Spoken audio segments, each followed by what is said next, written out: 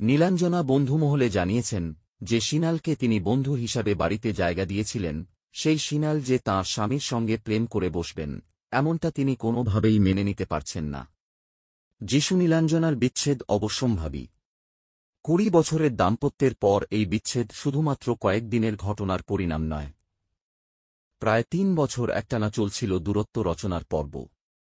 এই মুহূর্তে অভিনেতা যিশু সেনগুপ্ত ফিরে গিয়েছেন তাঁর পুরনো গল্ফ গার্ডেনের বাড়িতে। নীলাঞ্জনা, যারা, সারা এবং নীলাঞ্জনার বোন চন্দনার সঙ্গে তাঁর কোনো বাক্যালাপ নেই। ইতিমধ্যেই বাবাকে নিজের ইনস্টাগ্রাম থেকে সরিয়ে দিয়েছেন সারা। মায়ের শক্তি হয়ে দাঁড়িয়েছে ছোট মেয়ে যারা।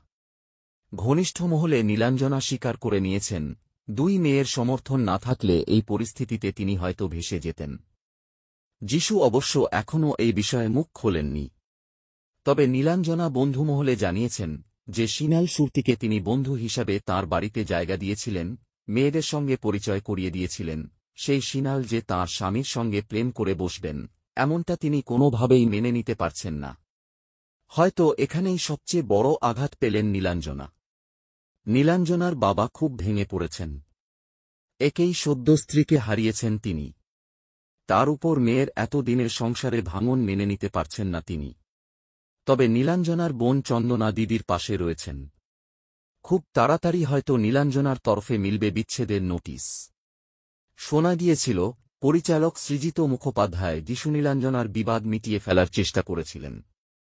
আনন্দবাজার অনলাইনকে উভয়ের দীর্ঘদিনের বন্ধু রুদ্রনীল ঘোষ বলেছিলেন, সংসারে দ্বন্দ্ব থাকবেই, মানুষ কাচ নয়, ফলে চিত ধরলে জোড়া না লাগার কিছু নেই, তবে আর কোনোভাবেই জোড়া লাগবে না তাদের সম্পর্ক।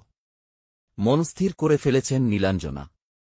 খবর মিলেছে, যিশু নাকি আবার বাবা হতে চলেছেন।